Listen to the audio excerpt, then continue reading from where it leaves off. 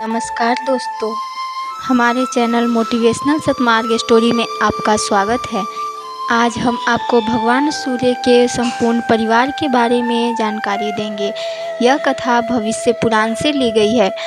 हमारी इस छोटी सी कथा में भगवान सूर्य के पूरे परिवार के बारे में तथा उनकी संतानों के बारे में, उनके जन्म कैसे हुए, उन सब की जानकारी होगी। इसलिए इस कथा को पूरा ज़रूर सुनें। कथा शुरू करने से पहले हमारी रिक्वेस्ट है कि आप हमारे वीडियो को पूरा ज़रूर देखें तथा लाइक, शेयर और सब्सक्राइब करें। तो चलिए अब हम कथा शुरू करते हैं। भगवान सूर्य उत्पत्ति के समय एक प्रकाशमय विशाल गोलाकार वृत्त के रूप में थे। उनका एक नाम मार्तंड है।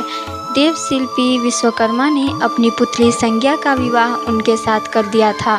संज्ञा के सुरेनु, राज्ञी, धौ, त्वाष्टि एवं प्रभा आदि अनेक नाम हैं। सूर्य का प्रचंड तेज संज्ञा के लिए सर्वथा दुस्सह था। तेज से ही उनकी आंखें मूंद जाती थी, फिर भी वह सभी प्रकार से अपने पति को संतुष्ट रखती थी। उसी स्थिति में संज्ञा से वैश्वस्त, मनु, यम और यमुना नाम की 3 संतानें उत्पन्न हुई। संज्ञा के मन में अपने पति के सुंदर रूप के स्पष्ट न देखने का दुख बना रहता था। उसने सोचा कि तपस्या करने से मुझ में वह शक्ति आ सकती है जिससे मैं उनके सुंदर रूप को अच्छी तरह देख सकूं और उनके अंग स्पर्श को सह सकूंगी। ऐसा विचार कर उसने अपने शरीर से एक छाया प्रकट की और उसे उसने पति की सेवा में नियुक्त कर स्वयं कुछ दिन पिता के घर रहकर बाद में उत्तर कुरु में तपस्या करने चली गई। अपने सतीत्व की रक्षा के लिए उसने अपना स्वरूप अश्विनी का बना लिया था। छाया का दूसरा नाम विक्षुभा है।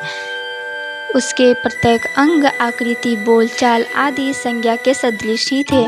इसलिए भगवान सूर्य ने इस रहस्य की ओर ध्यान नहीं दिया। वे छाया को संज्ञा ही मानते रहे। उससे स्वर्णी, मनु, शनि और तप्ती तथा विशिष्टि नाम की 4 संतानें हुई। छाया अपनी संतानों को बहुत प्रेम करती थी और वैवस्वत, यम तथा यमुना से द्वेष करती थी। यह विषमता अंत में इतनी बढ़ी कि उसने विवाद का रूप धारण कर लिया। छाया द्वारा निरंतर उत्पीड़ित होने पर यम को एक दिन क्रोध हो आया। माता को धमकाने के लिए उन्होंने अपना पैर उठा लिया।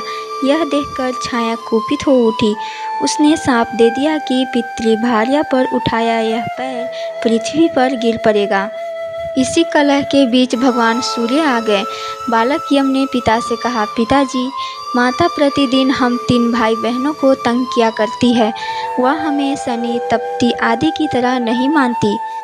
उसने हमें पृथ्वी पर पैर गिरने का शाप भी दे डाला है।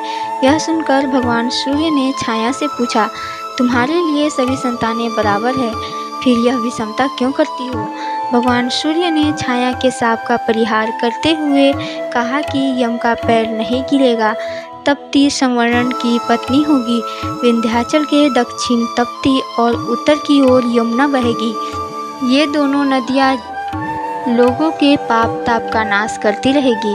पुनः उन्होंने पुत्र को वरदान दिया कि तुम लोकपाल बन जाओगे।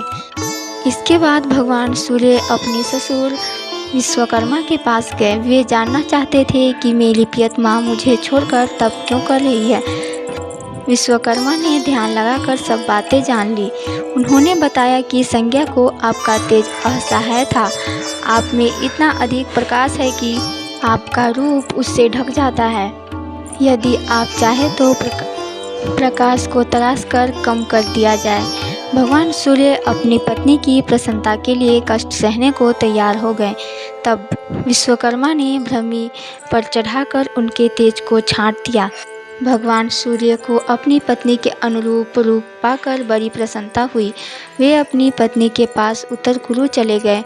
वहां उन्होंने अपने सतीत्व की रक्षा के लिए अश्विनी रूप में स्थित अपनी पत्नी को पहचान लिया और स्वयं अश्व का रूप धारण कर उससे मिले।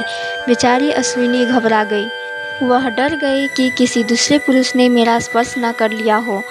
तब उसने दोनों नाकों से सूर्य के तेज को फेंक दिया। उसी से अश्विनी कुमारों की उत्पत्ति हुई। तेज तेज के अंतिम अंश से रेवंत की उत्पत्ति हुई। बड़े होने पर दोनों अश्विनी कुमार देवताओं के वैद्य हुए और रेवंत को गुह्यक के एवं असुरों का आधिपत्य प्राप्त हुआ। इस तरह भगवान सूर्य को संज्ञा से वैवस्वत, मनु, यम, यमुना, अश्विनी कुमार और रेवंत तथा छाया से शनि, तप्ती, विशिष्टि और स्वर्णी, मनु ये 10 संतानें हुई।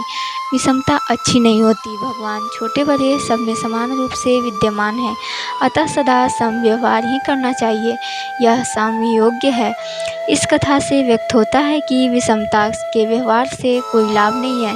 पूरी कथा सुनने के लिए धन्यवाद। इस तरह की और भी कथाएं सुनने के लिए हमारे चैनल को सब्सक्राइब करें।